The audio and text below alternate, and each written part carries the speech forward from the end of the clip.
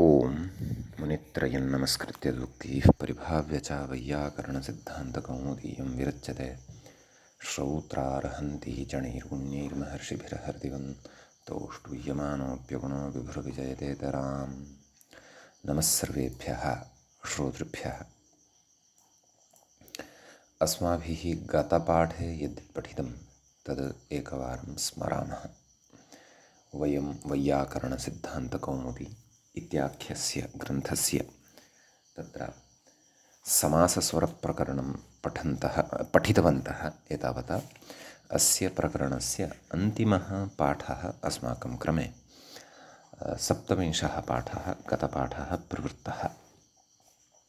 तत्र आदौ अस्माभिः सूत्रं पठितं द्वित्रिभ्यां पाद्मन्मूर्धसु बहुव्रीहौ इति। द्वित्रिभ्यां परेषु एषु नाम पाद्मन्मूर्धसु अन्तोदात्तः वा इति अस्य सूत्रस्य अर्थः दृष्टः। तत्र द्विपाच्चतुष्पाच्च रथाया द्विपादूर्ध्वः द्विदन् त्रिमूर्धानं सप्तरश्मिं मूर्धन्नित्यकृतसमासान्तः एव मूर्धशब्दः तस्यैतत् प्रयोजनम् असत्यपि समासान्ते अन्तोदात्तत्वं यथा स्यात् इति सिद्धान्तः पठितः। ततः एतदेव ज्ञापकम् अनित्यः समासान्तो भवतीति। यद्यपि च समासान्तः क्रियते तथापि बहुव्रीहि कार्यत्वात् तदेकदेशत्वात् च समासान्तोदात्तत्वं पक्षे भवत्येव। ततः तत्र द्विमूर्धः त्रिमूर्धः इति उदाहरणद्वयं पठित्वा ततः द्वित्रिभ्यां किं कल्याणमूर्धा बहुव्रीहौ किं द्वयोर्मूर्धा द्विमूर्धा। तदनन्तरं सूत्रं पठितं सक्थं चाक्रान्तात् इति। अस्य अर्थः दृष्टः। बहुव्रीहौ सक्थक्षणोः इति षजन्तः सक्थशब्दः उत्तरपदम् अन्तोदात्तं वा स्यात् सचेत् क्रशब्दान्तात् परो न भवति। चित्वान् नित्यम् अन्तोदात्तत्वे प्राप्ते अयं विकल्पः इति तत्र पठितं व्याख्यायाम्। तत्र गौरसक्तः श्लक्षणसक्तः तदनन्तरम् अक्रान्तात् किं चक्रसक्तः समासान्तस्य शचश्चित्वान् नित्यमेव अन्तोदात्तत्वं भवति इति तत्र पठितं। ततः अत्र अन्तिमं सूत्रं पठितं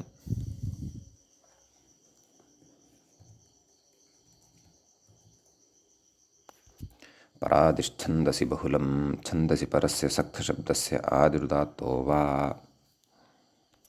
इति अर्थः दृष्टः। ततः अजिसक्थमालभेत अत्र वार्तिकं पठितं परादिश्च परान्तश्च पूर्वान्तश्चापि दृश्यते पूर्वादयश्च दृश्यन्ते व्यत्ययो बहुलं ततः बहुलग्रहणसामर्थ्यात् एतावानर्थः लभ्यते इति अर्थः। परादिः तु विजाता उरुक्षया परान्तः नियेन मुष्टिहत्यया यस्त्रिचकः पूर्वान्तः विश्वायुर्धेहि। इमानि अन्यानि अपि उदाहरणानि अत्र दृष्टानि। यत्र क्वचित् पूर्वस्य क्वचित् परस्य तत्र उदात्तव्यवस्था दृष्टा। गतपाठस्य अन्ते व्याख्यापङ्क्तयः इत्थमासन् मुष्टिहत्ययेति मुष्टया हननं मुष्टिहत्या हनस्तच इति सुबन्ते उपपदे क्यपु कृदुत्तरपदप्रभृतिस्वरोत्तरप्राप्तः त्रिचक्रक इति बहुव्रीहित्वात् पूर्वपदप्रभृतिस्वरः प्राप्तः विश्वायुरिति विश्वमायुर्यस्मिन्निति बहुव्रीहिः विश्वशब्दः कन्प्रत्ययान्तः पूर्वपदप्रभृतिस्वरेण आद्युदात्तः प्राप्तः इति सुबोधिन्यां समासस्वरप्रकरणम् इति एतावत्पर्यन्तः व्याख्याभागः पठितः। अयम् अन्तिमः पाठः समासस्वरप्रकरणस्य 27 पाठः अस्माकं क्रमे सम्पन्नः अभूत्। किञ्च समासस्वरप्रकरणमपि समाप्तिं गतमासीत्। अधुना तावत् अग्रिमस्य प्रकरणस्य स्वरविषयकस्य आरम्भः क्रियते। तत्र अग्रिमं प्रकरणं भवति। तत्र मूले कथयति अथ तिङन्तस्वराः इमे। तत्र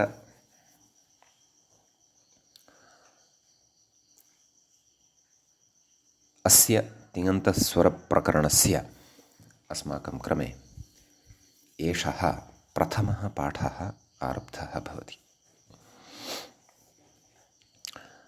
तिङन्तन्नाम किम् इति वयं सुष्ठु जानीमः। विस्तृतं प्रकरणमेव तिङन्तमादाय अस्माभिः पठितं वर्तते। दशगणाः पठिताः। तदुत्तरम्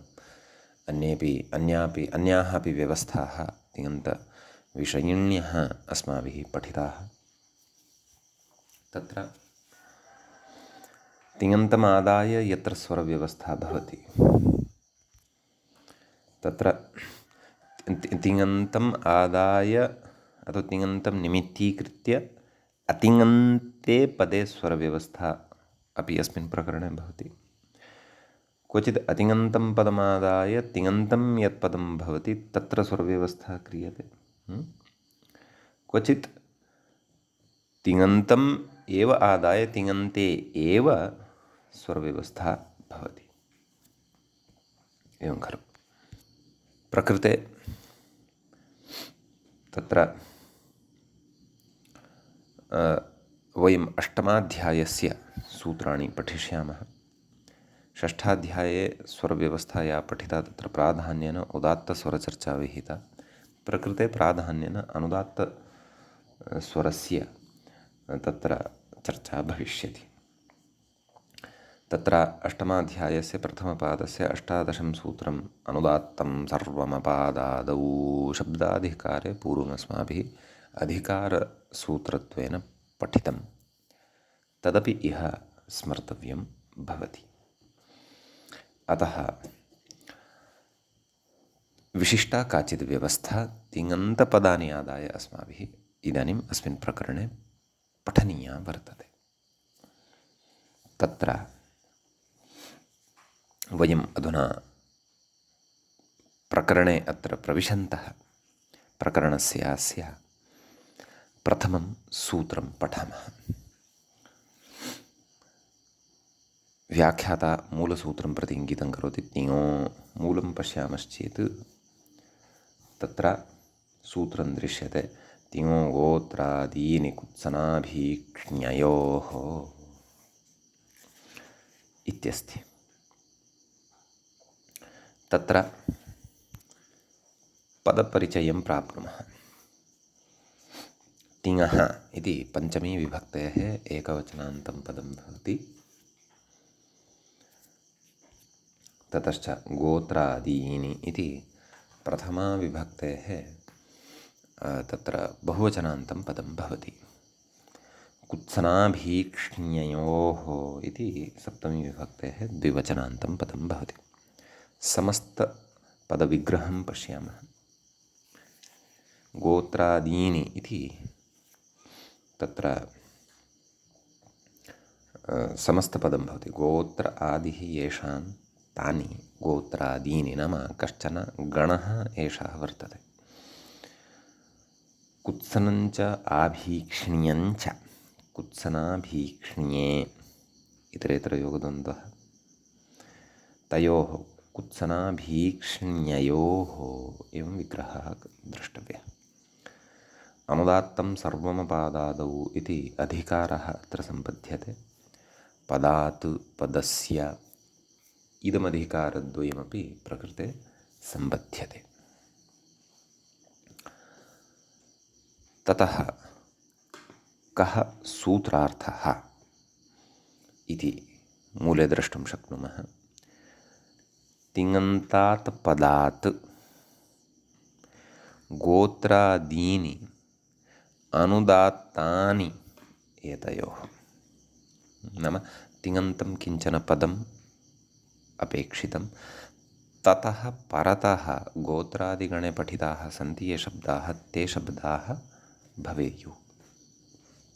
सम्यक् ते शब्दाः अथवा तानि गोत्रादिगणे पठितानि शब्दस्वरूपाणि अनुदात्तानि भवन्ति इति। तत्र विद्यमानाः सर्वेपि अचः अनुदात्ताः भवन्ति इति। उदाहरणानां साधनात् प्राक् तत्र वयं सकृत् गणपाठं विचारयेम।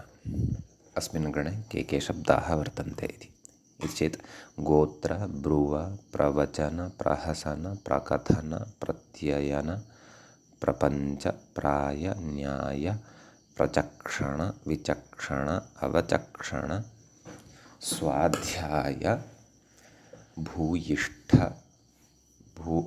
वानाम, भूयिष्ठ, भूयिष्ठ इत्यपि अस्ति। ठकार टकार भेदेन पाठः दृश्यते। वानाम इति एते शब्दाः अस्मिन् गोत्रादिगणे सन्ति दृश्यमानाः। अस्तु, गणः दृष्टः। अधुना उदाहरणोन्मुखाः भवेम। तत्र पचति गोत्रम् इति व्याख्याता कथयति। मूले पश्यामश्चेत् पचति गोत्रं, तत्र कुत्सनं यः अर्थः उक्तः प्रथमः तदर्थसम्बद्धमिदमुदाहरणम्। गोत्रं स्वकुलं पीडयति इत्यर्थः इत्यस्ति। नाम गोत्रशब्दात् प्रकृते कुलं विवक्षितं वर्तते, न तु अपत्यं पौत्रप्रभृतिगोत्रं। यतः अपत्याधिकारात् बहिः गोत्रशब्दः प्रवराध्यायप्रसिद्धः, नाम लौकिकः एव गोत्रशब्दः गृह्यते इति, न तु शास्त्रीयः। सम्यक्, गोत्रं स्वकुलं पीडयति इत्यर्थः इत्युच्यते। कथयति, एवं हि कुत्सा भवति। नाम प्रकृते निन्दा गम्यते। स्वकुले स्थित्वा अथवा जन्म प्राप्य स्वकुलम् एव पीडयति इति तु अयं विषयः न शोभनः, निन्दार्हः अथवा निन्दास्पदः अयं विषयः भवति इति भावः। सम्यक्। ततः आभीक्ष्ण्य उदाहरणमाह। आभीक्ष्ण्यं नाम किम् इति वयं पूर्वं पठितवन्तः स्मः द्वित्वप्रकरणे। कथयति, पचति पचति गोत्रम्, एवं खलु। अनेकार्थत्वात् पचिः करोत्यर्थे वर्तते। नाम तत्र विवाहादिप्रसङ्गे तदेव कथयति, अत्र विवाहादौ गोत्रं पुनः पुनः सुखीकरोतीत्यर्थः। प्रकृते सुखीकरोति नाम असुखं सुखं करोति, सुखीकरोति नाम गोत्रं, तत्र गोत्रस्य सङ्कीर्तनं भवति खलु पुनः पुनः उच्चारणेन। यदा विवाहः भवति, वरपक्षीयाः एकतः उपविष्टाः भवन्ति, कन्यापक्षीयाः अपरतः उपविष्टाः भवन्ति, गोत्राचारः भवति, तदा गोत्रं विशेषेण तत्र कुलविषये उच्यते, एवं खलु। अतः तदा नाम गोत्रं सुखीकरोति, नाम कुलविशेषम् एव तत्र सुखं प्राप्नोति स्ववंशविषये श्रुत्वा, स्ववंशसङ्कीर्तनं श्रुत्वा इति तादृशः अत्र भावः वर्तते। अतः आभीक्ष्णे तत्र द्वित्वं भवति इति वयं पूर्वं पठितवन्तः खलु। नित्यवीप्सयोः इति द्वित्वम् एतेन पचति इति या क्रिया वर्तते तस्याः प्रकृते द्वित्वं भवति। अपि च प्रकृते पाकार्थे पचिः नास्ति, तत्र उक्तं खलु मूले व्याख्यात्र उच्यमानमस्ति खलु अनेकार्थत्वात् पचिः करोत्यर्थे वर्तते। धातूनाम् अनेकार्थत्वं भवति खलु इति सिद्धान्तः अस्माभिः असकृत्श्रुतः वर्तते एव। विविधैः प्रमाणैः तत्र तत्र मध्ये मध्ये दृष्टश्च वर्तते। अतः तत्र द्वित्वं भवति इति भावः। तदनन्तरम् उदाहरणं कुत्सनार्थे उदाहरणार्थे आभीक्ष्ण्यार्थे च एकमेकम् उदाहरणं दृष्टम्। एवमेव अन्यानि अपि उदाहरणानि भवितुमर्हन्ति, परन्तु तिङन्तात् परतः गोत्रादिगणे पठितः शब्दः अपेक्षितः इति न च विस्मर्तव्यं। सम्यक् अग्रे कथयति, ननु किं कुत्सनाभीक्ष्ण्यग्रहणं गोत्रादीनां पाठविशेषणम्। एवं खलु,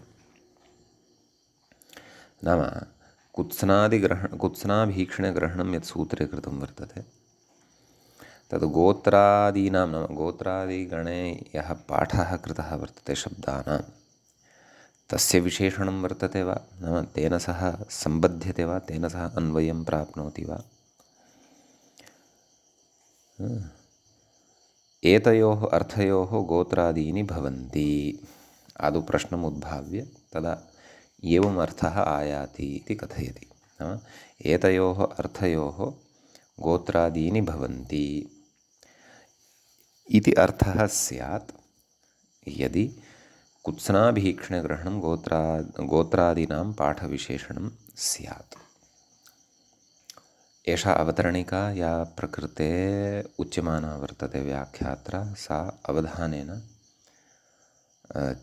पठनीया अवगन्तव्या च, येन वयं मूलस्य कौमुद्याः मूलस्य पङ्क्तेः अवगमनं कर्तुं शक्नुयाम। कथयति एतयोः अर्थयोः गोत्रादीनि भवन्ति इति अर्थः स्यात् इत्यर्थः यदि गोत्रादीनां पाठविशेषणं कुत्सनाभीक्ष्ण्यग्रहणं स्यात्। तानि च नाम गोत्रादीनि यानि वर्तन्ते तिङः पराणि अनुदात्तानि भवन्ति इति अर्थः स्यात् आहत्य। अग्रे कथयति आहोस्वित् अनुदात्तविशेषणम् अथवा अनुदात्तविशेषणं वा इति। आहोस्वित् इत्यस्य कोऽर्थः अथवा। तदा कः अर्थः स्यात्, तिङः पराणि गोत्रादीनि अनुदात्तानि भवन्ति एतयोः अर्थयोः इति। एवं रीत्या उभयविधः सूत्रार्थः अत्र अन्वयभेदेन लब्धुं शक्यः। तत्र कथयति अस्मिन् विचारे निर्णयमाह। एतादृशे उभयविधे सूत्रार्थे उपस्थिते तत्र निर्णयं कथयति कुत्सनाभीक्ष्ण्यग्रहणमिति मूले द्रष्टव्यं। तत्र कुत्सनाभीक्ष्ण्यग्रहणं पाठविशेषणं, ततः पूर्वमपि मूले एका पङ्क्तिः अस्ति, एवं प्रवचनप्रहसनप्रकथनप्रत्ययायनादयः। नाम तद् सः गणपाठः पठितः खलु मया। नाम तेषु शब्देषु परतः अपि एवं रीत्या सर्वानुदात्तव्यवस्था अवगन्तव्या। भवतु नाम वयं प्रकृते यस्मिन् विचारे स्मः तं विचारं कुर्मः। निर्णयमाह किं कन्निर्णयमाह कुत्सनाभीक्ष्ण्यग्रहणमिति मूले उक्तवान् खलु। कुत्सनाभीक्ष्ण्यग्रहणं पाठविशेषणं खलु। व्याख्यात्र यः प्रथमः प्रश्नः उपस्थापितः, नाम ननु किं कुत्सनाभीक्ष्ण्यग्रहणं गोत्रादीनां पाठविशेषणम् इति खलु। तथैव अस्ति न। एते कुत्सनाभीक्ष्ण्यग्रहणपाठ नाम कुत्सनाभीक्ष्ण्यार्थे एतानि गोत्रादीनि यदि अथवा यदा भवन्ति तदा एव तिङन्तात् परतः एतेषां सर्वानुदात्तत्वं भवति इति भावः। कथयति कथमयमर्थः लभ्यते तत् कथयति अग्रे। अयञ्च नाम कथमयमर्थः लभ्यते, कथञ्चापरः अर्थः नात्र ग्राह्यः। अपरोपि अर्थः तत्र व्याख्यात्रा कृतः खलु। कथयति अयञ्चार्थः योगविभागात् लभ्यते। नाम सूत्रद्वयं क्रियते। तिङो गोत्रादीनि इत्येकः योगः अनुदात्तविधानार्थः। एकं सूत्रं प्रथमम् अत्र तिङः गोत्रादीनि इति क्रियते। कुत्सनाभीक्ष्ण्ययोः इति द्वितीयो योगः गोत्रादीन्येव। अयं द्वितीयः योगविभागः लभ्यते। क्षन्तव्य इदं द्वितीयं सूत्रं योगविभागः लभ्यते। परिभाषेयं नाम सूत्रस्य एतावान् भागः कुत्सनाभीक्ष्ण्ययोः परिभाषाभूतः सिद्धः भवति, नाम नियमभूतः सिद्धः भवति। तर्हि तत्र कथयति, इह शास्त्रे गोत्रादीनि कुत्सनाभीक्ष्ण्यविषयाण्येव ग्राह्याणि इति नियमः अत्र प्रसूतः भवति। तेन किं सिद्धं भवति इत्याह, तेनेति मूले पश्यन्तु, तेन अन्यत्रापि गोत्रादिग्रहणे कुत्सनादावेव कार्यं ज्ञेयम्। तर्हि तत्र अन्यत्र नाम क्व तत् कथयति व्याख्याता, अन्यत्रापीति चनचिदिव गोत्रादितद्धितां रेडितेष्वगतेः इत्यत्र। इदं सूत्रमग्रे आगमिष्यति, अग्रे अस्माभिः पठिष्यते। येषु षट्सु परतस्तिङन्तं नानुदात्तम् इति इत्यत्र नाम अन्यत् किं कथयति, मूले पुनः पङ्क्तिः पठनीया, तेन अन्यत्रापि गोत्रादिग्रहणे कुत्सनादावेव कार्यं ज्ञेयं। नाम गोत्रादिग्रहणं यदि तत्र कृतं वर्तते तर्हि तत्रापि कुत्सनाभीक्ष्ण्यार्थः एतेषां गोत्रादीनाम् अपेक्षितम् एवं खलु। अस्य सिद्धान्तस्य इतोपि प्रयोजनं स्फुटं चनचिदिवित्यादिसूत्रपठनसमये अग्रे भविष्यति। तद् व्याख्यात नागेशमेकवारं पश्यामः। चनचिदिवेत्यादौ गोत्रभ्रुवप्रवचनप्रहसनप्रयतनप्रव पवनयजनप्रकथनप्रत्यायनप्रचक्षणविचक्षण अवचक्षणस्वाध्यायभूयिष्ठावानाम नामेत्येतद्वा निहन्यते इत्यर्थोऽस्य वृत् सम्पन्नम् अस्तु। अस्तु, तेनापि एवमेव उक्त्वा गणपाठः कथितः अस्ति, तावदेव। अस्तु, तर्हि अयं सिद्धान्तः बुद्धौ स्थापनीयः। चनचिदिवेत्यादि सूत्रपठनसमये कदाचित् तत् प्रयोजनाय स्यात्। अस्तु, इदानीम् अत्र अग्रे प्रत्युदाहरणविचारं वयं कुर्मः। तत्र गोत्रादीनि किं पचति पापमिति क्रियाविशेषणम् इति व्याख्याता कथयति। अस्माभिः गोत्रादिगणः पठितः, तत्र क्वापि पापशब्दः एव न लक्षितः सम्यक्। अतः प्रकृते तिङन्तात् परतः सर्वानुदात्तता न भवति इति भावः। अग्रे कथयति, कुत्सेति किं कुत्सनाभीक्ष्णयोः इत्युक्तं खलु। तत् कुतः कथयति, खनति गोत्रं समेत्य कूपं। व्याख्याता कथयति, गोत्रं कुलं समुदितं भूत्वा कूपं खनतीत्यर्थः। नाम प्रकृते खनति गोत्रं, गोत्रशब्दः गोत्रादिगणपठितः अस्ति सम्यक्, परन्तु कुत्सनार्थः नास्ति, न च तत्र आभीक्ष्ण्यार्थः वर्तते। अतः क्रियापदार्थः नाम तिङन्तात् परतः गोत्रादिगणपठितः शब्दः अस्ति चेदपि अनुदात्तता न भवति। अत्र नागेशस्तु कथयति, गोत्रं समेत्य कूपं खनति इत्यर्थः। समेत्य नाम समागत्य, कुलं प्रति आगत्य कूपस्य खननं करोति इति। वाक्यद्वयं दृश्यते खलु मूले, खनति गोत्रं समेत्य कूपं। तस्य वस्तुतः एकवाक्यतयैव अर्थबोधाय अन्वयः कर्तव्यः इति। इति इमानि इति एतत् अयं प्रत्युदाहरणविचारः एतावान् अत्र भवति। एतावानश्च विशेषः अस्मिन् सूत्रे भवति। इदानीं वयम् अग्रिमं सूत्रं पठामः। व्याख्याता अग्रिमसूत्रं प्रति इङ्गितं करोति, कथयति। तिङः मूले पश्यामश्चेत् तत्र सूत्रमित्थं भवति तिङः इति। अस्य सूत्रस्य पदच्छेदं पश्यामः। तत्र तिङ् इति प्रथमं पदं भवति प्रथमाविभक्तेः एकवचनान्तम्। अतिङः इति पञ्चमीविभक्तेः एकवचनान्तं भवति। न तिङ् अतिङ् तस्मात् अतिङः। गमो ह्रस्वादचि गमो नित्यम् इत्यनेन गमुडागमः जातः वर्तते। यथा प्रत्यङ्गात्मा तद्वत् तिङः। सम्यक्। आम्, प्रकृते अनुदात्तं सर्वमपादादौ इति अनुवर्तते। ततः पदस्य पदात् इति अधिकारद्वयं च सम्पद्यते। तदेव कथयन् अस्ति व्याख्याता। अनुदात्तं सर्वमिति वर्तते, तदाह निहन्यते इति मूले द्रष्टव्यम्। अतिङन्तात् परं तिङन्तं निहन्यते।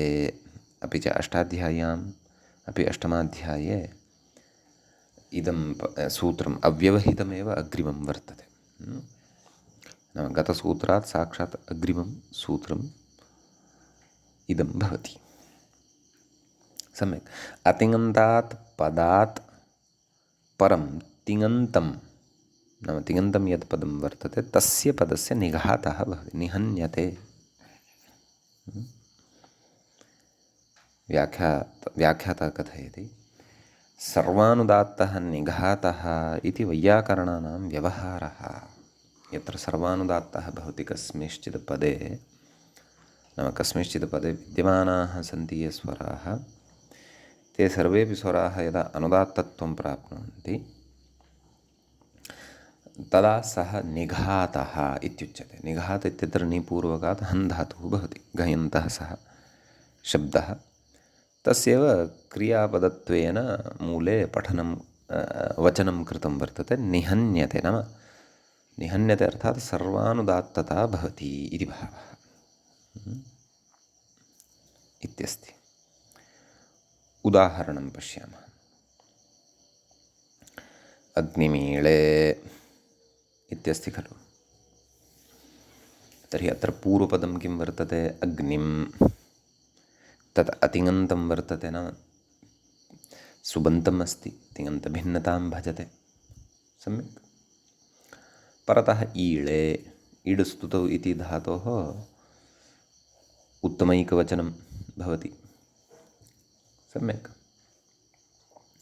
अतः प्रकृते अस्य सर्वानुदात्तता भवति। ईडे इति यद् वर्तते तत्र ईडे एतस्मात् पूर्वं अग्निम् इति यद् वर्तते तस्य इकारः उदात्तः वर्तते। सम्यक्। अतः उदात्तादनुदात्तस्य स्वरितः, नाम ईळे इत्येतस्य यः अनुदात्तः वर्तते, यतः ईळे इति सर्वानुदात्तः विहितः खलु, अतः सः अनुदात्तः ईकारः प्रकृते स्वरितः भवति इति। अतः तादृशं चिह्नं दृश्यते। अतः न शङ्कनीयं यत् ईळे इत्यत्र, नाम प्रकृतसूत्रेण तु निघातः कृतः, नाम सर्वानुदात्तता कृता, परन्तु कथं तत्र स्वरितः दृश्यते इति चेत् सर्वानुदात्तता अस्ति एव, परन्तु स्वरितविधानं प्रकारान्तरेण अत्र प्राप्तं वर्तते। तादृशं तच्च विधानम् उदात्तादनुदात्तस्य स्वरितः इति पूर्वम् अस्माभिः पठितम् अस्ति एव। इति मूले तु एतावानेव विशेषः। व्याख्याता अत्र किञ्चित् कथयति। किं कथयति? अतिङः इति किं? दलकृत्यं प्रस्तौति।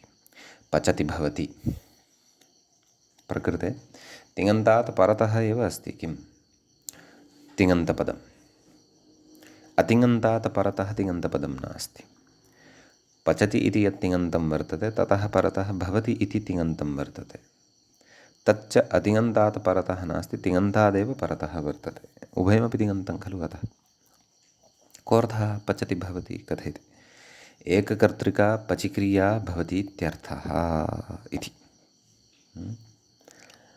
अग्रे कांश्चन विचारान् कथयन्नस्ति उदग्रन्थस्थान् तानपि श्रुत्वा यथामति अवगन्तुं यतामहे ततः अग्रिमसूत्रं प्रति गमिष्यामः कथयति ननु अतिङ्ग्रहणं व्यर्थं नाम अतिङ्ग्रहणं सूत्रेण कर्तव्यं तत्र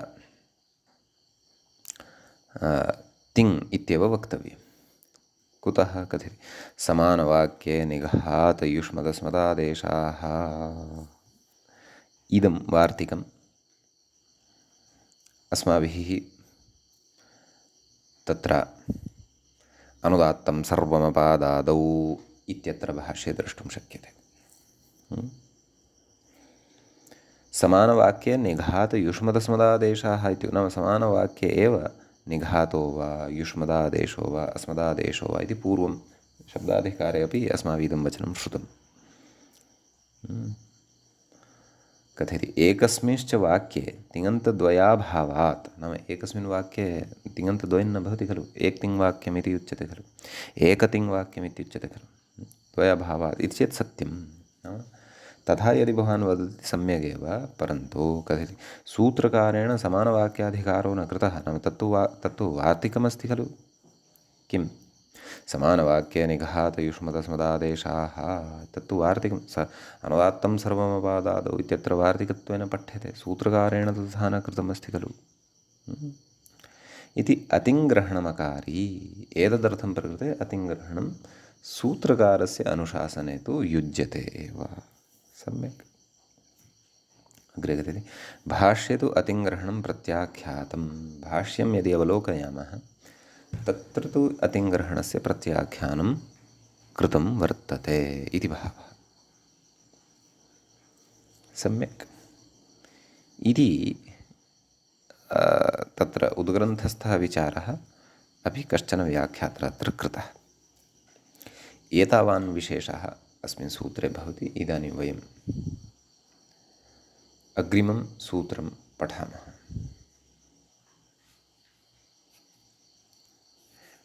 अग्रे सूत्रं भवति न लुट् मूले व्याख्यायाञ्च इतः आरभ्य सर्वानुदात्ततायाः निषेधः उच्यते तिङगोत्रादीनि कुत्सनाभिक्षणयोः इत्यनेन अथवा तिङतिङः इत्यनेन प्राप्ता या सर्वानुदात्तता भवति क्वचित् स्थलेषु यत्र एषा सर्वानुदात्तता नापेक्षिता भवति तस्याः निषेधः उच्यते अस्तु तत्र सूत्रे प्रथमं पदं भवति न तद् अव्ययपदं भवति लुट् इति प्रथमान्तं प्रथमाविभक्तेः एकवचनान्तं पदान्तरं भवति तद् व्याख्याता अपि कथयन्नस्ति इत आरभ्य निषेधसूत्राणि अस्तु तर्हि उदाहरणं पश्यामः श्वः कर्ता एवं खलु तत्र श्वः इति अव्ययं वर्तते अतिङन्तं वर्तते सुबन्तभूतं वर्तते अव्ययानामपि सुबन्तत्वं भवत्येव खलु सुप् तत्र न दृश्यते सः विषयः भिन्नः अव्ययादाप्सुपः इति कारणात्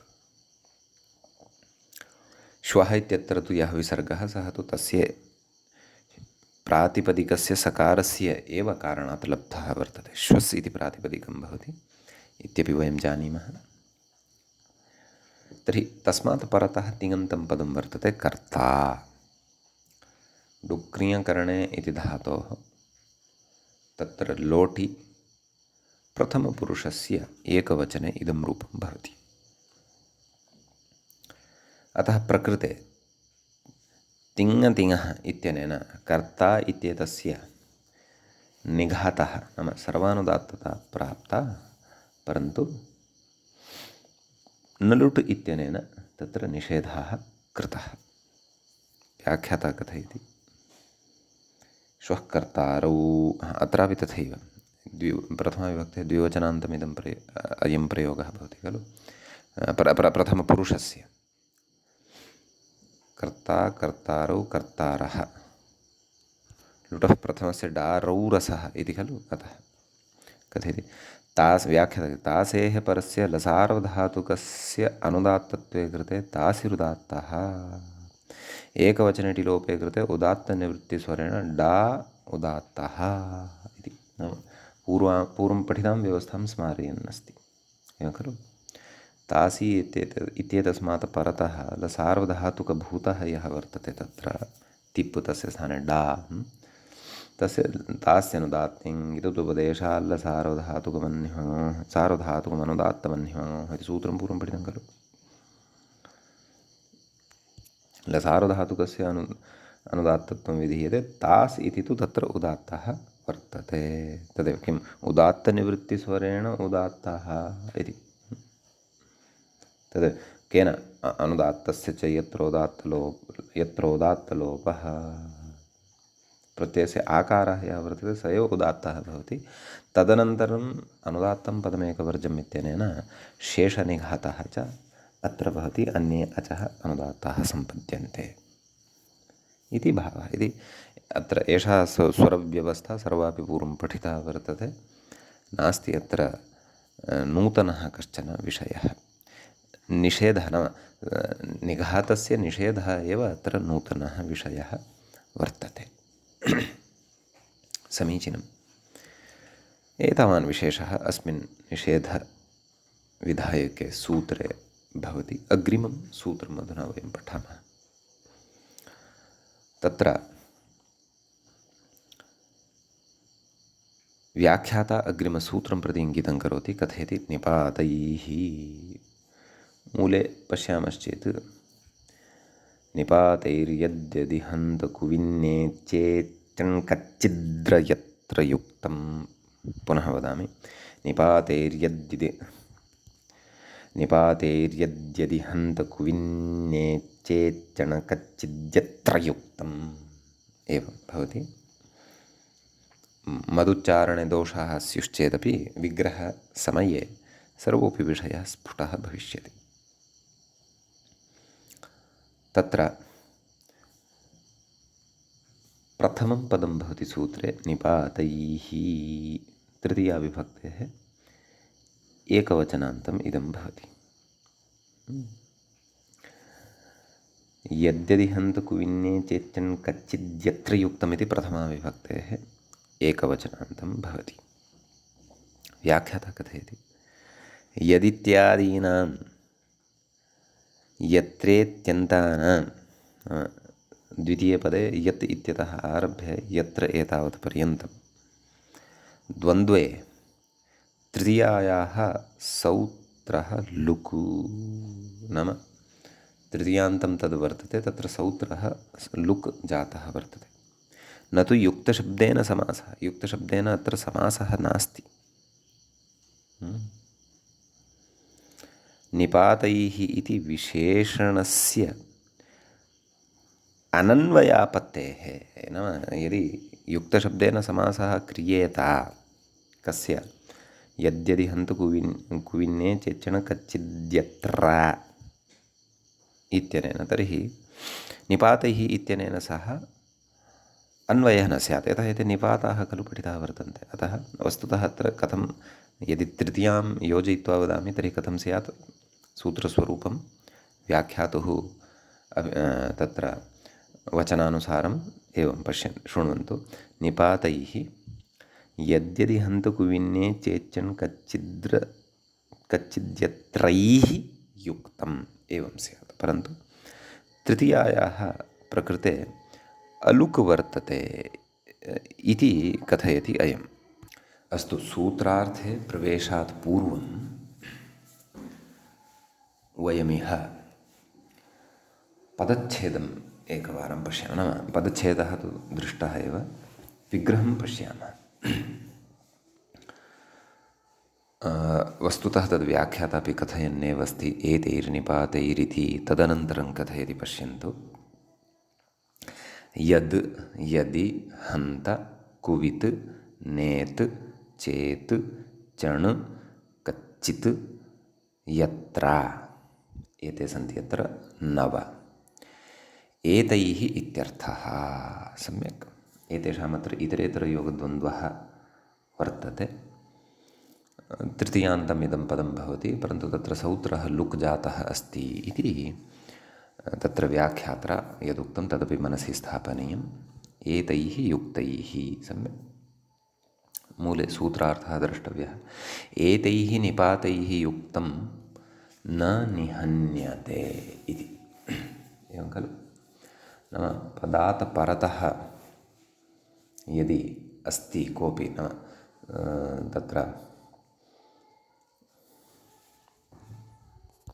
किञ्चन तिङन्तपदं पदात् परतः अस्ति चेदपि यदि तत् तिङन्तं अत्र यद्यदादयः ये पठिताः, यद् यदि हन्तादयः ये निपाताः पठिताः, एतैः निपातैः यदि युक्तं भवति, वाक्ये तिङन्तपदमपि अस्ति, एते अपि सन्ति यदि, तदा तत्तिङन्तं यत्पदं भवति तस्य तिङन्तस्य पदस्य सर्वानुदात्तता इतः पूर्वं पठितैः सूत्रैः यदि प्राप्ता भवति सा न भवति इत्युच्यते। एतैः निपातैर्युक्तं न निहन्यते। किन्न निहन्यते? तिङन्तं न निहन्यते इति भावः। तिङन्तस्य निघातः प्रकृते न भवति इति भावः। यथा तिङतिङः इत्यतः अतिङः इति अनुवर्तते। पुनश्च नाम सर्वम् अनुदात्तं सर्वमपादादौ इति अनुवर्तते। पदात् पदस्य इति च सर्वमपि अत्र अनुवर्तते। सम्यक्। तत्र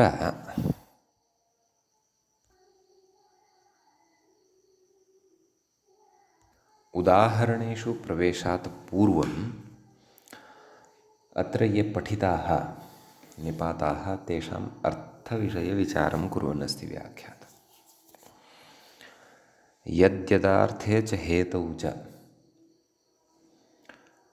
विचारे यदि चेच्चणः हन्तहर्षेऽनुकम्पायां वाक्यारम्भविषादयोः कच्चित् प्रश्ने नेत् निषेधे प्रशंसायां कुवित् स्मृतं यत्रेत्याधारे तत्र मूले कविदुदाहृतः अन्येप्युह्याः। नाम तत्र पश्यन्तु,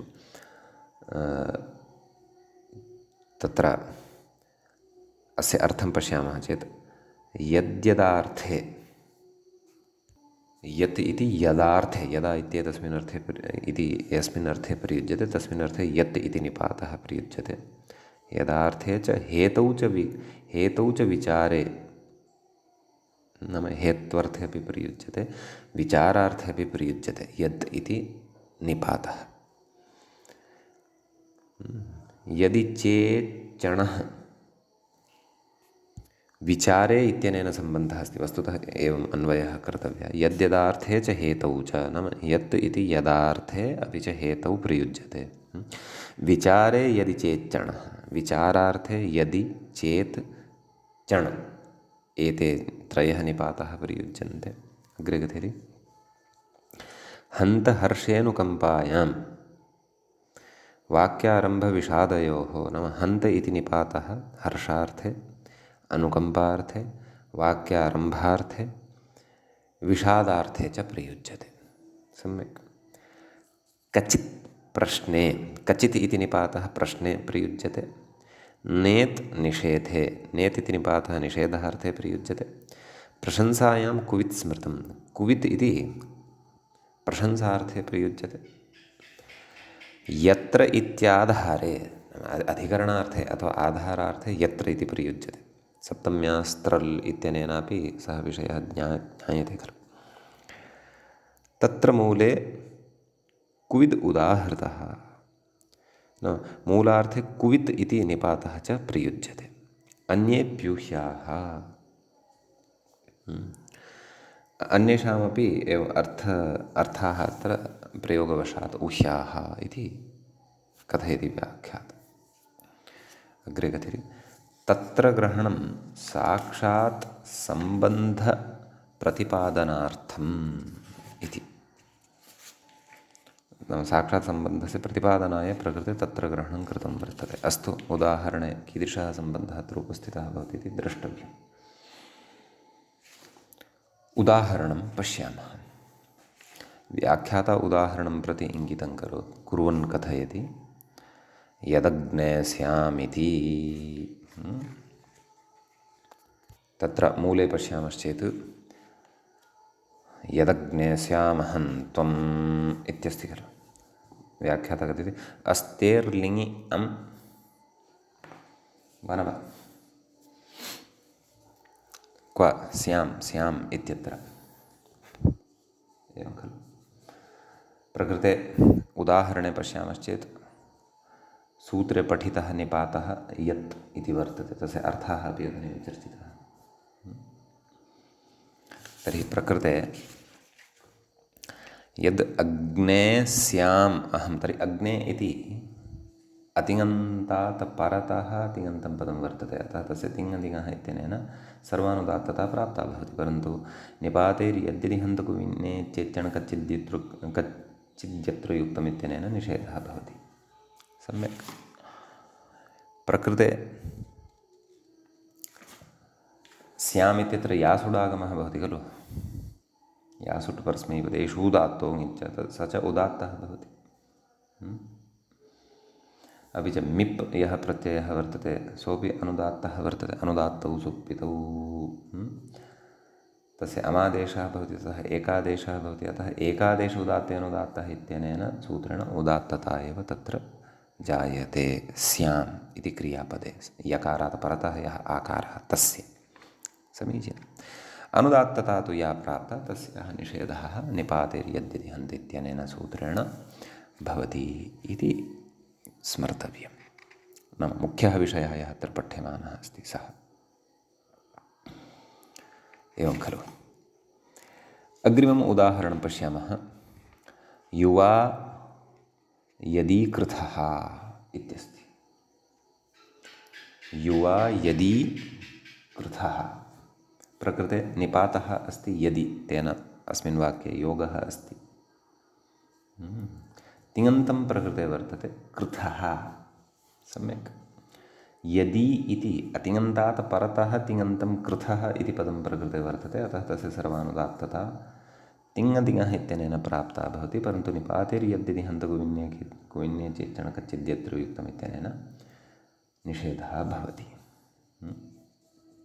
प्रकृते कृ धातोः लटि थस् प्रत्ययः छन्दसि दृष्टानुविधिः इति परिभाषानुसारेण प्रकृते श्नु इति विकरणप्रत्ययः न भवति, अतः कृतः इति साध्यते।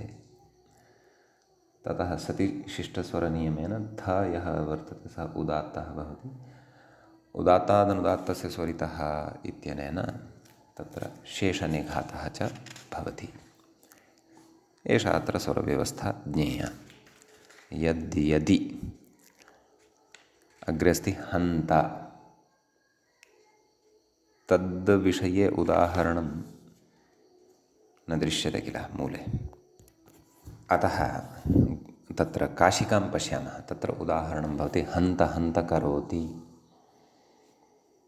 तत्र आभीक्ष्ण्यपरतया उदाहरणं दत्तं वर्तते। नाम हन्त स्वयमेव तत्र अतिङन्तं वर्तते, ततः करोति इति तत्र तिङन्तभूतं यद् वर्तते तस्य नाम तस्य निघातः नाम सर्वानुदात्तता न भवति इति भावः। समीचीनं। ततः सूत्रे निपातैः यत् यदि हन्त कुवित् इति अस्ति, तस्य उदाहरणं मूले दृश्यते। किं?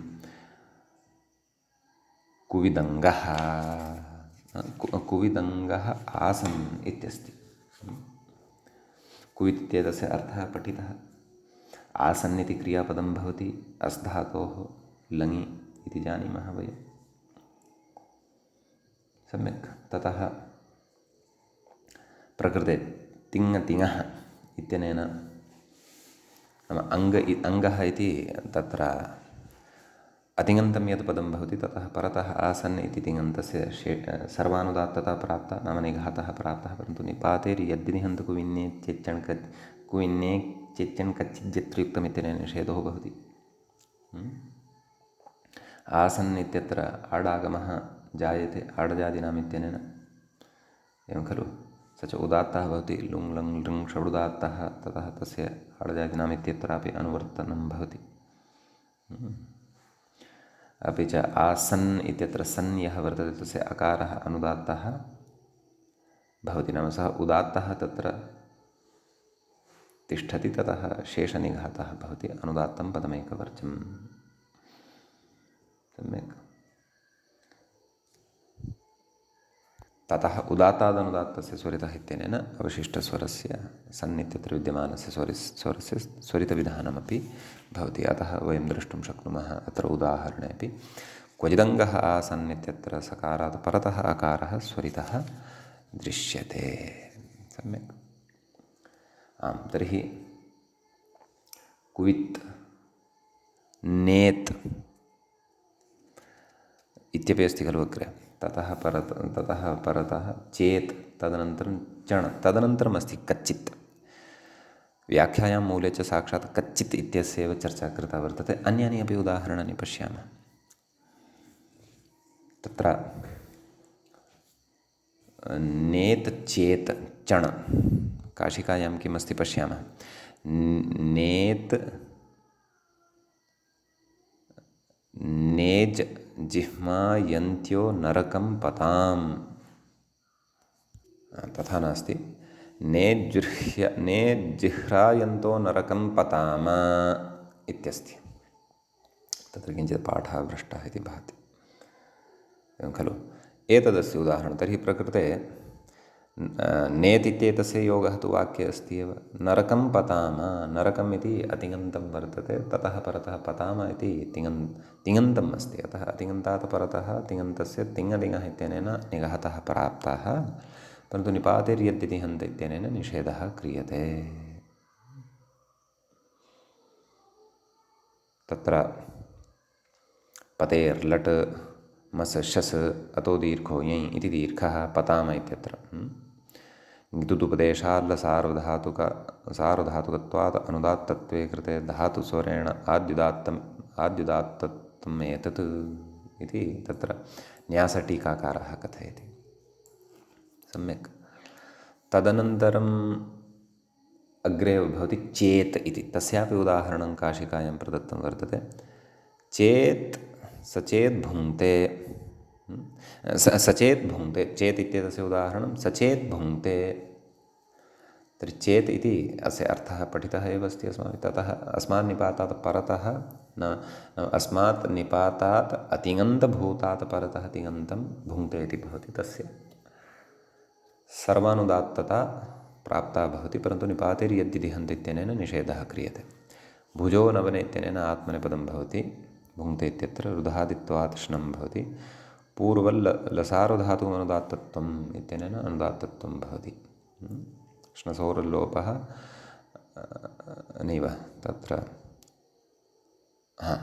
नाम तेन अनुदात्तत्वं भवति। ततः उदात्तादिविधानं यथा पूर्वमत्र अवगन्तव्यम्। चण् इति अस्ति। चण् इत्यस्यापि उदाहरणं कौमुद्यां न दृश्यते। काशिकायां पश्यामः। तत्र काशिकाकारः कथयति चण् निद्विशिष्टोऽयं चेदर्थे वर्तते।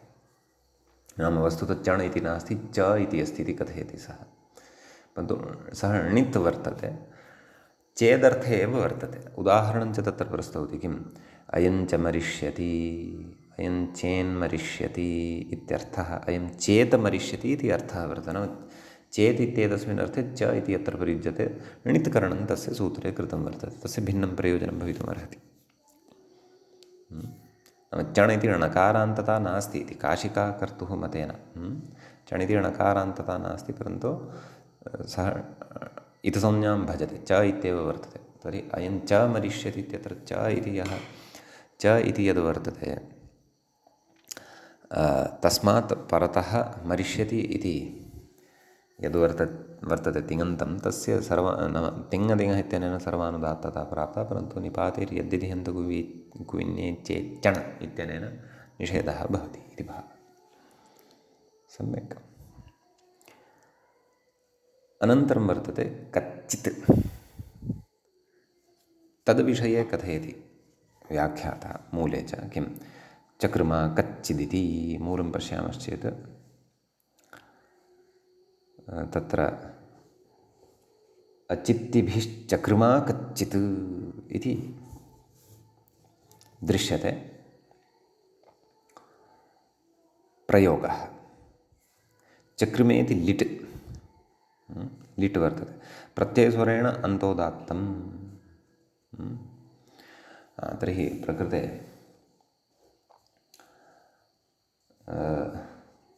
तिङतिङः नाम अचित्तिभिः इति अतिङन्तं वर्तते, तस्मात् परतः चकृम इति तिङन्तं वर्तते। अतः सर्वानुदात्तता प्राप्ता, निपातिर्यद्दिहन्त इत्यादिसूत्रेण तस्याः सर्वानुदात्ततायाः निषेधः कृतः। ततः सतिशिष्टस्वरनियमकारणात् मस् इत्यत्र यः मकारात् परतः अकारः वर्तते सः उदात्तः भवति। ततः अनुदात्तं पदमेकवर्जमित्यनेन शेषनिघातः च भवति। अत्र व्याख्याता किं कथयन्नस्ति इतोपि तत् पश्यामः। किं कथयति? चकृमेति लिट् प्रत्ययस्वरेण अन्तोदात्तम्। अस्तु, तदुक्तमेव, परन्तु मूले तु चकृमा इति दृश्यते खलु। इति चेत् तत्र आ इति चकृमा एतदनन्तरम् आ इति निपातः भवितुम् अर्हति, निपातान्तरं भवितुम् अर्हति। कच्चित् इत्येतस्य योगः तु यः अपेक्षितः सः अस्ति एव। सर्वानुदात्तता प्रतिषेधाय अपेक्षितः खलु सः, अतः सः तु सुलभः अस्ति एव। कच्चित् इति निपातविषये कथयन्नस्ति व्याख्याता। किं कच्चिदयं निपातसमुदायः, नाम अत्र निपातद्वयमस्ति, कत् इति एकः, चित् इति च अपरः। निपातसमुदायः पदकाले कत् चिदिति विच्छिद्यपाठात्, नाम निपातसमुदायः तत्र अर्धविरामः स्थापनीयः, नाम निपातसमुदायः वर्तते अथवा अस्ति इति अध्याहृत्य तत्र अवगन्तव्यं। ततः किमुक्तवान्? पदकाले कत् चित् इति विच्छिद्यपाठात्, नाम पदकालसमये तत्र मन्त्राणां पदपाठः यदा क्रियते तत्र एवं विच्छिद्य पठ्यते इति भावः। एवं खलु? अग्रे प्रत्युदाहरणविचारम् आरब्धवान् अस्ति, परन्तु अन्यदपि एकम् उदाहरणम् अत्र भवति खलु। यत्र इति निपातमादाय तद्मूले पश्यामः। पुत्रासो यत्र पितरो भवन्ति इति। तर्हि अत्रापि पितरः इति अतिङन्तं यद्वर्तते ततः परतः तिङन्तं भवन्ति इति वर्तते। अतः तिङतिङः इत्यनेन प्रकृते सर्वानुदात्तता प्राप्ता, परन्तु निपातेर्यद्दिहन्तकुविन्ये चेत्यण कच्चिद्यत्र युक्तमित्यनेन निषेधः भवति। सम्यक्। भवन्ति इत्यत्र भ इति यः वर्तते तस्य धातोः इत्यनेन उदात्तता भवति। वकारात् अकारः यः वर्तते तस्य अनुदात्तौ सुप्पितौ इत्यनेन अनुदात्तता भवति, यतः सः षड्भूतः वर्तते। न्ति इत्यत्र यः इकारः वर्तते तस्य तास्यनुदात्तेङ्गितुपदेशाल्लसार्वधातुमनुदात्तमन्योः इत्यनेन अनुदात्तता भवति। उदात्तादनुदात्तस्य स्वरितः इत्यनेन स्वरितविधानं च अत्र अवगन्तव्यं भवति। सम्यक्। इति मूले प्रदत्तानि उदाहरणानि अस्माभिः दृष्टानि। यानि न प्रदत्तानि वर्तन्ते तानि च उदाहरणानि अस्माभिः तत्र काशिकातः दृष्टानि।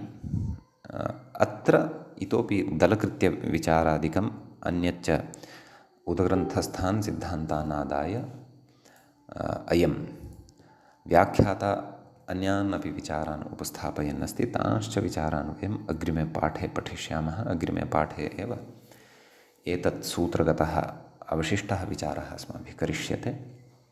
अद्यतनपाठः अत्रैव उपसंह्रियते। मङ्गलं कुर्मः। मुनित्रयं नमस्कृत्य तदुक्तिः परिभाव्य च वैयाकरणसिद्धान्तकौमुदीयं विरच्यते श्रौत्रार्हन्ति जनैर्गुण्यैर्महर्षिभिर्हृदिवं तोष्टुयमानोऽप्यवणो विभुर्विजयतेतराम्। एवञ्च तिङन्तस्वरप्रकरणस्यास्य अस्माकं क्रमे एषः प्रथमः पाठः सम्पन्नताङ्गतः। नमः सर्वेभ्यः श्रोतृभ्यः।